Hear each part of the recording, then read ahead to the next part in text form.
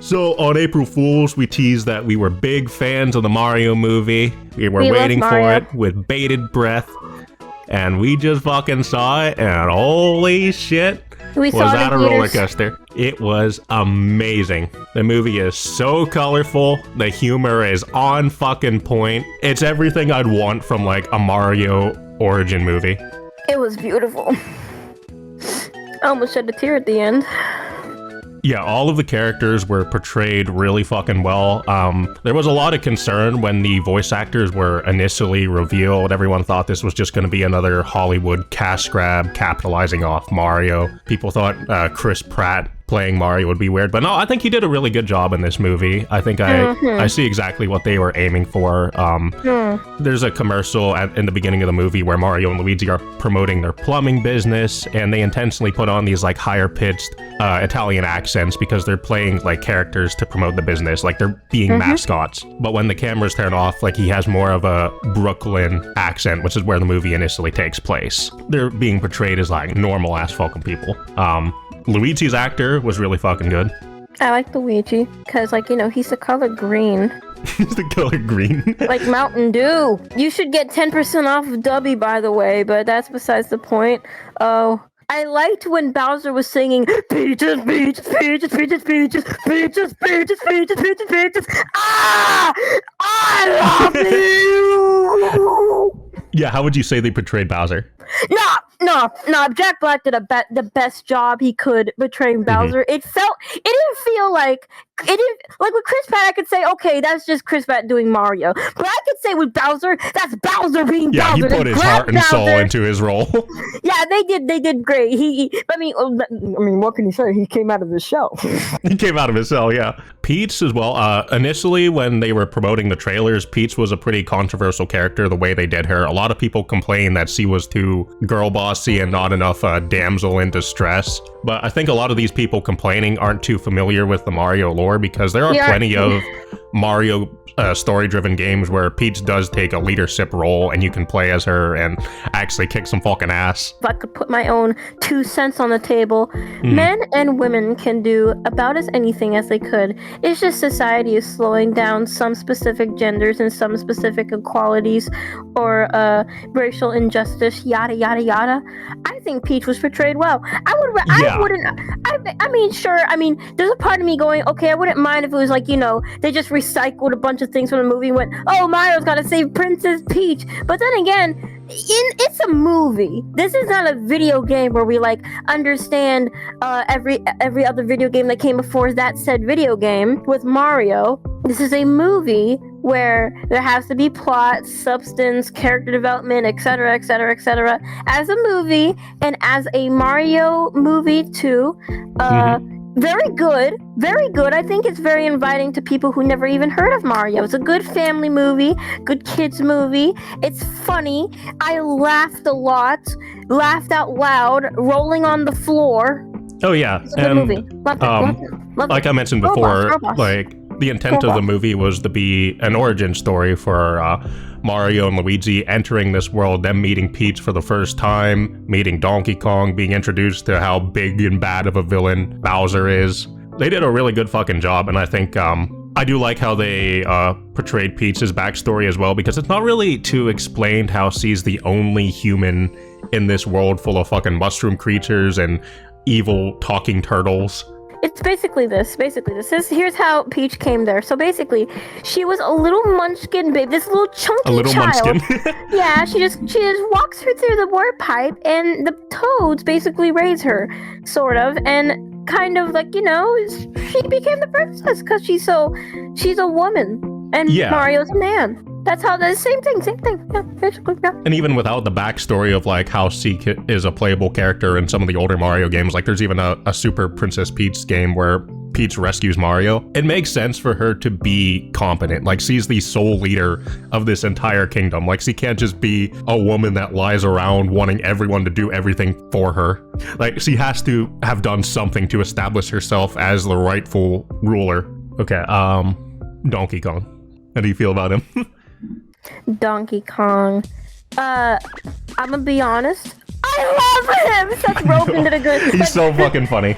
Despite like Seth Rogen as like a man, like as a person, I don't know, he has some flaws, but like as an actor, god damn, I like when he goes, I'm Donkey Kong. Also, there's a DK, Donkey Kong. I'm glad they put the DK rap in the movie as well. He's just so awesome. He's so funny. And like when Mario kicked his ass as like a cat, he's the Meowrio. Meowrio. Yeah, when Seth Rogen was initially announced as the voice of Donkey Kong, I was a bit confused. Like, I was wondering if they were going to portray Donkey Kong as some weird stoner monkey, but no, they captured him perfectly. I like his dynamic with Mario. Like, they start off as rivals, and even throughout the movie, they don't become like best friends. They pick on each other constantly.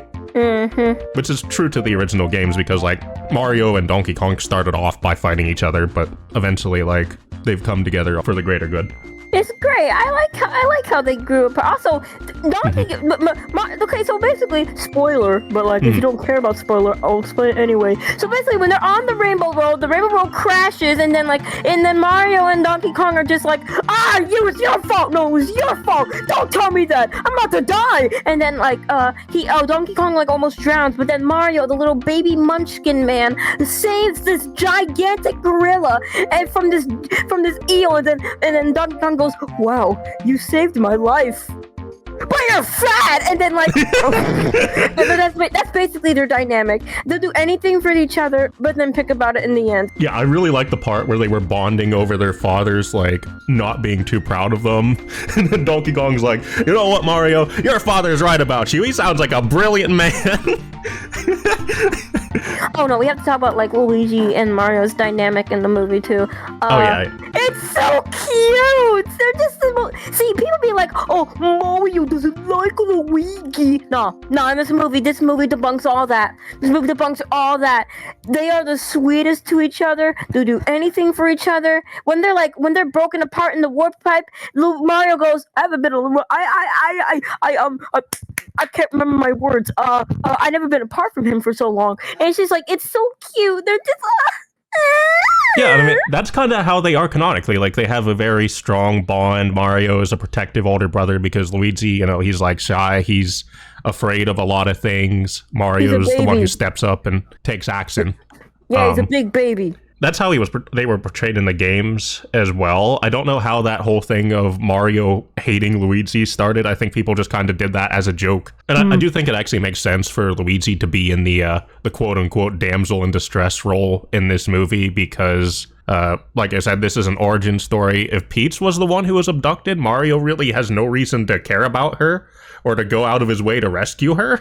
Like, their main focus would just be trying to get back to Brooklyn. Luigi being kidnapped actually raises the stakes. Because, Luigi's adorable and everyone loves Luigi. Exactly. Like, he's just captured, and then Mario's just like, I gotta save my brother. Like, he will stop at nothing to save Luigi. That's like his main priority in this big kingdom, is just to save Luigi. Like, when he was fighting DK, he kept getting back up after being knocked down, kept getting back up, because he knows he has to save his brother. He needs to save his baby boy, Luigers. Yeah, and I imagine there will be more sequels of this movie, considering like how well it resonated with the audience, especially like Nintendo being hands-on with it. I'd say this is like the first Mario media, aside from like the games, that has really resonated with people. And they have so much potential. They could like cover the story of Mario Galaxy or Luigi's Mansion. If they cover Luigi's Mansion, everyone's gonna go wild over that. But then we gotta talk about the critics. The critics. These nasty critics. Fuck Rotten Tomatoes for giving this a 46%.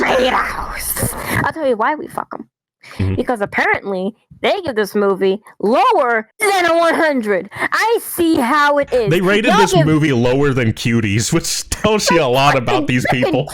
Like, these people love little babies, little children in provocative outfits. But a plumber that just wants to save Brooklyn, and y'all don't even like him. But the audience score gave this a 96. I think it was a 96. We gotta check up on the Mario movie, how it's doing so far. So Rotten Tomatoes, the score is getting higher. It is now at like 53%. I'd say it's getting higher because the audience is rating it higher, so they feel obligated to raise the score a bit. Also, the box office, 66.4 million already. That is high. And the movie just released. Imagine in the future, it's going to make more and more money. We're up there. Oh yeah, I want to link you the interview that Shigeru Miyamoto did with Variety, where he talks about the movie. It's about 7 minutes long. We're going to react to that? Yeah. There's Chris Melandri. Hi. Hello. I'm Shigeru Miyamoto from Nintendo. Hello. Hi, I'm Chris Melandri from Illumination. Hello. And this is our Variety cover shoot. Like how nervous he looks because he's next to the guy of Nintendo. It's like, please don't kill me, please don't kill me, please don't kill me. I hope he likes this movie, please don't kill me. Yeah, I imagine Nintendo was like really on their asses about down their neck. Yeah, Nintendo wants to make sure everything's perfect. I can imagine when Chris Melandri was just like, can we have a fart joke? And then Shigeru Miyamoto just punches him in the face. Yeah, that's the thing about Illumination. They made some good movies, but they like to cut corners a lot. What is your first Mario memory? マリオを作った時にまだまだこのテレビゲームの解像度ってすごい荒くて、でそのキャラクターを作るのに16ドットぐらいしかサイズがなかった、 16×16 のマス目しかなかったんですね。That's not a lot of squares. 自分でキャラクターデザインをするという意味では、その中でキャラクターっていうのは特徴ですから、特徴のはっきりしたものを描く仕事だと自分で思ってました。それで He's right, honestly. Like, there's a lot of characters out there that are just very recognizable, and like the way they did Mario's like design, even from like the start, it's a very recognizable design. Yeah. It's just mustache, big nose, red hat, M. I think if they didn't have those limitations in the beginning and made Mario like a very detailed human, he probably wouldn't resonate with people as much. I think people really like the cartoony aspect of him. For me, it was in the 90s. I decided that I was going to go out and get a Nintendo 64 for my office. What does Chris Melandri look like Gru? He kind of does, actually. Did they base Gru's design off of the producer of Despicable Me? In the office. And exposing him to the Nintendo 64 and to the Mario game. And so that's one of my earliest memories of Mario as well. Is really via watching my son light up as we put on the game. Actually, I have a sad story to tell the audience about. I did have a Nintendo 64, and one of the games that I had on there was Mario 64. And my poor mother thought that the Nintendo 64 was a children's console. What? And she sold it to Goodwill. Oh god, I'd be so mad. I was very distraught. Now I'm very distraught. Before I wasn't, because, I didn't know much. I didn't know much about Mario. But now I am, because I had a piece of memorabilia. A big part of history. Gone. Big part of history that I had in my house that is no longer here. But now I have another piece of history, which is a PS4. Yay!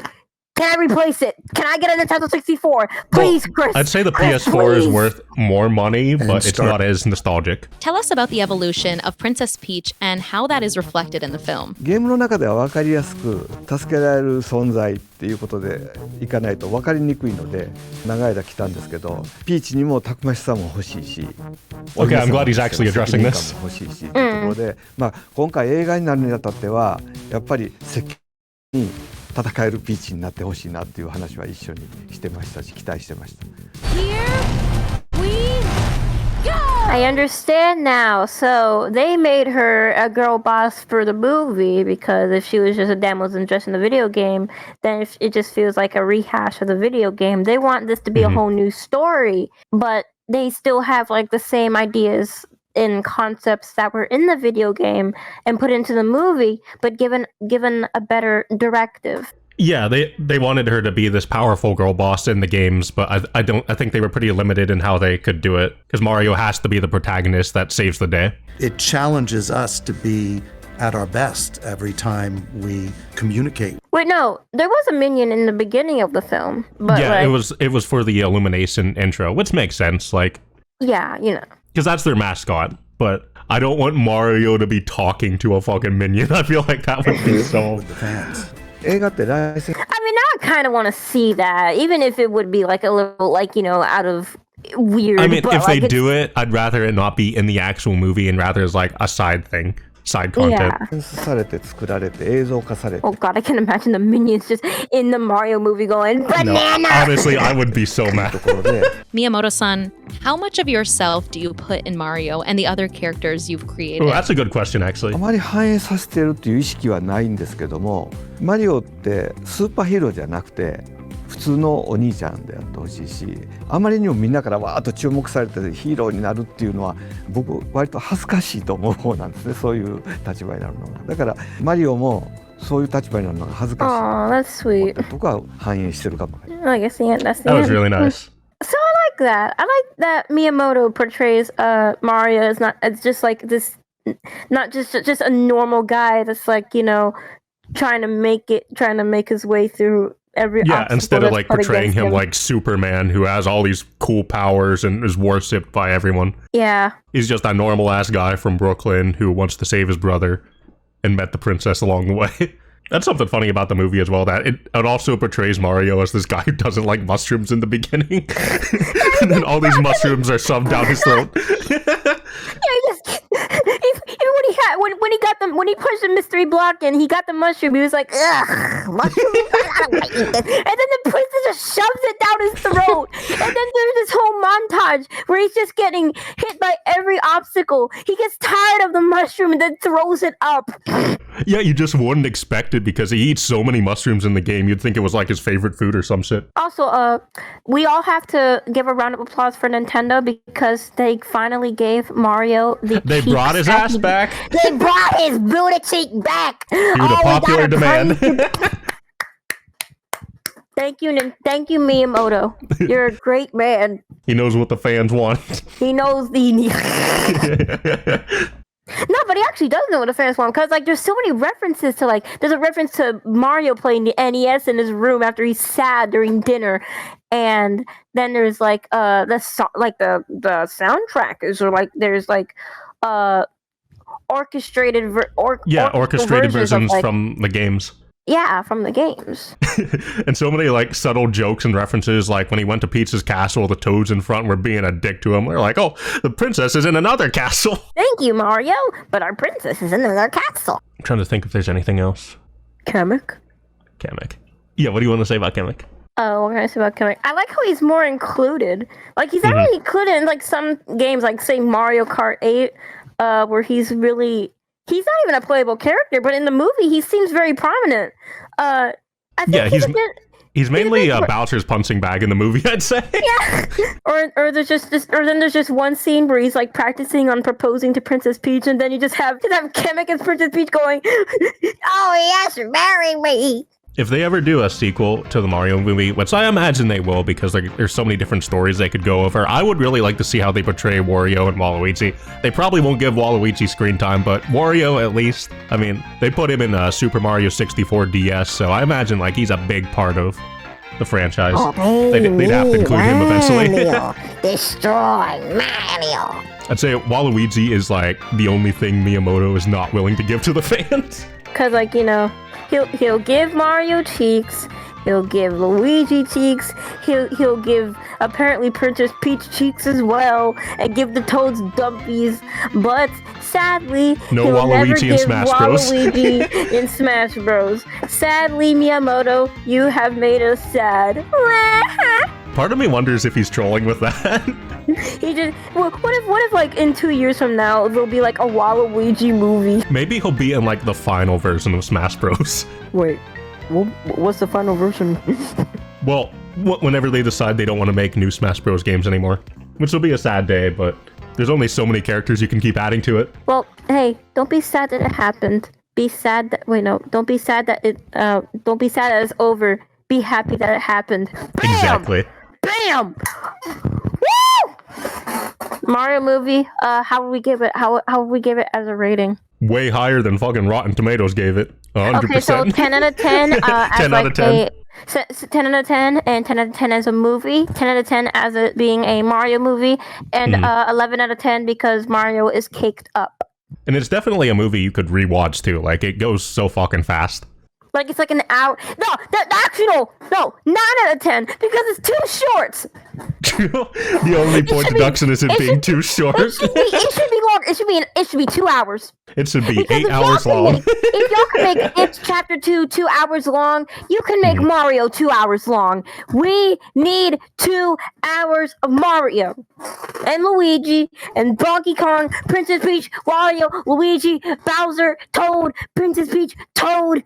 The only thing is, I don't know what else they'd include in this first movie to make it longer. Because, like, they hit on all of the important plot points. 30 minutes of Mario going into the galaxy and seeing Rosalina. That'd be cool, actually. I think if they do introduce Rosalina, she'd be a separate of her own. True. Like, Mario Galaxy is such an expansive world. Oh my god, I can't imagine a Super Mario Sunshine movie. That too. Oh yeah, we gotta see the Koopa kids. The Koopa Kids? Oh yeah. That'd be a cool Koopalings. inclusion, actually. Bowser Jr. especially. Yeah, we gotta see Bowser Jr. be Shadow Mario, and Mario's like, "Hey, what's this? Oh wait, no. One last thing. People who are saying that the Mario movie is mid. I'm looking at you. 24 frames of Nick. You saying that the Mario movie is mid. Oh God. You're mid because the movie was the best thing in the world, and I know it's one of the greatest things to come out of this year. Come at me. I'm really glad we got to watch it. Come at me. Come at me, Nick. 24 frames. Well, I'm about to make it Who one was the frame. Morgan YouTube boxing match over here? One frame. One frame. How about that? 1 frame. Yeah, every YouTuber's wrong. We're right. Thank you. As always. Light up your face with gladness, hide every trace of sadness, although a tear may be ever so near. That's the time you must keep on trying, smile. What's the use of crying?